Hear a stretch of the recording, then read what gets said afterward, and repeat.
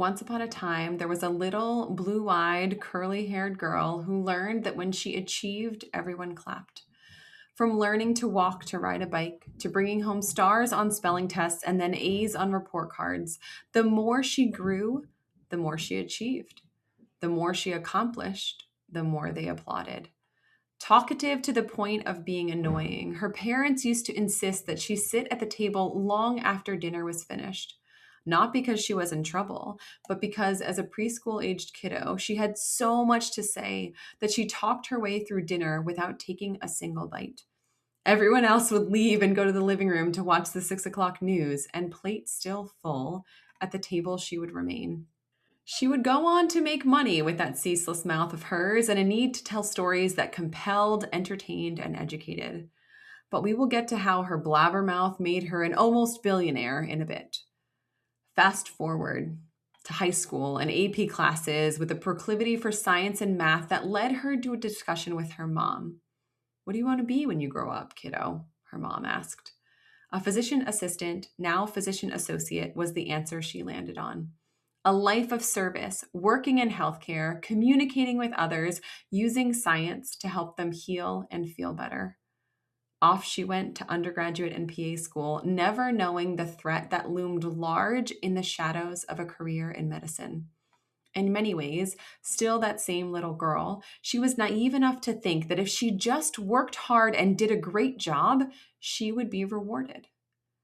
President of the People Pleasers Club and her PA school graduating class, Challenge Bowl champion, okay, National Challenge Bowl runner up. She was extremely nerdy, but trying to play it cool. After graduating and donning her first long white coat and then beating the pants off her board certification, she embarked on a journey to learn the most noble and narcissistic of specialties: surgery. First came medicine, but then came love, and then came marriage, stepkids, kids, more kids, one more kid, commuting, call, switching hospitals and specialties. Healthcare and the pursuit of perfection continued to drain her spirit, time, talent, and energy.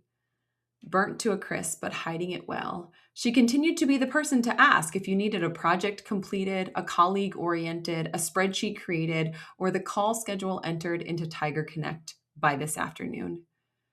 A deep desire to be respected and valued led her to continually pour out into the world at all costs. Her mask of bright red lipstick, glowing smile, and a no nonsense attitude hid the suffering well, until it didn't. Recurrent pneumonia, profound tachycardia, antibody negative Graves' disease with an undetectable TSH, insomnia, inattention, deep and profound exhaustion, feeling both wired and tired each and every day. Her health, her wellness, her humanity, and her relationships suffered. Some were damaged beyond repair. One morning, another blue-eyed little girl, this one with straight hair and purple fuzzy fleece footy pajamas, sprinkled with wide-eyed owls, wiping the sleep from her eyes, talkative to the point of being annoying, called her mother stupid. At that moment, her mom, that little curly-haired girl, now grown, realized that her daughter was right. She was being stupid for believing that she could single-handedly change the corporate healthcare system from the inside as an army of one, for thinking that she could make a positive impact on the lives of her patients while her own life hung in the balance, for prioritizing the needs of a billion-dollar industry over her compassion and connection with patients and the people around her, for continuing to sacrifice her health, relationships, humanity, and passion at the altar of a healthcare system that would never love her back, for ignoring the warning whispers of her body, her husband, her parents, her children, and her dearest friends, for losing sight of her values, for not trusting herself, for not quitting sooner, for not choosing to walk away from the dumpster fire of modern healthcare, for forgetting that she was supposed to stop, drop, and roll if she found herself on fire. So she did. She stopped. She dropped the belief that suffering was synonymous with service. And she rolled away from the narrative that her worth was measured in RVUs and how many times she said yes. And she quit that job specifically, not medicine altogether, but the martyrdom, not caring for patients, but the cage that the corporate practice of medicine had trapped her in. She stepped away from the full-time hospital grind and into the terrifying, exhilarating unknown of entrepreneurship.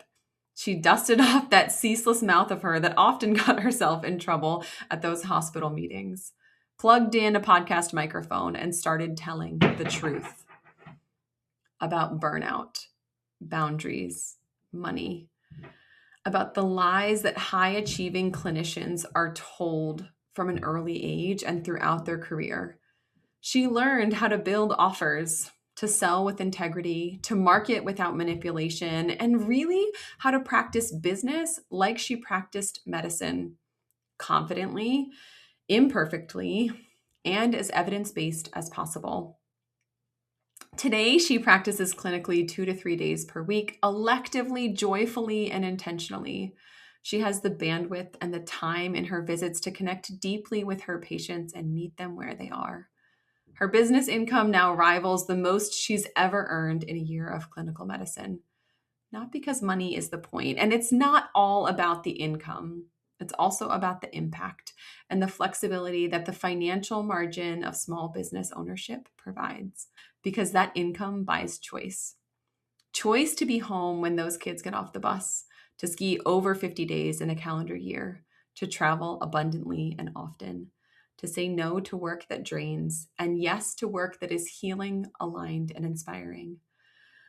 Entrepreneurship became the exit ramp on the freeway of modern medicine she didn't realize that she was trapped on. And here's the truth that too few of us are sharing. The traditional path, where you're beholden to a system that will use and abuse and leave you as a shell of your former self, it's not the only way. It's simply the only story that you were told. Every clinician who builds something outside the confines of corporate healthcare, every provider who chooses to serve the world on their terms, is rebelling in the most compassionate and constructive way possible. This is the beginning of our entrepreneurship series, where I will be telling you a new story of humans who use their healthcare experience, their incredible clinical acumen, and their time and talents to make a positive impact outside the bounds of corporate medicine. That little curly-haired girl, she's all grown up. She's putting on her brightest lipstick. She's telling the stories, hers and others, of clinicians turned entrepreneurs who are building the spaces and stepping into the places where they can serve others well without the confines, procedures, processes, and limitations of corporate modern medicine. Businesses that rekindle passion, restore autonomy, repair health, and reignite purpose. If something in this story feels uncomfortably familiar, if you know you are capable of more impact, dreaming of more flexibility, aching for more autonomy, ownership, and choice, if you're tired of being told that your only options are to endure or exit healthcare completely, then I want you to hit subscribe so that you won't miss a single story. This is where clinicians learn how to start businesses, how to sell, scale, and serve, how to practice medicine because you choose to, and practice business well. You were never meant to be consumed by the system. You were meant to create, and we are just getting started.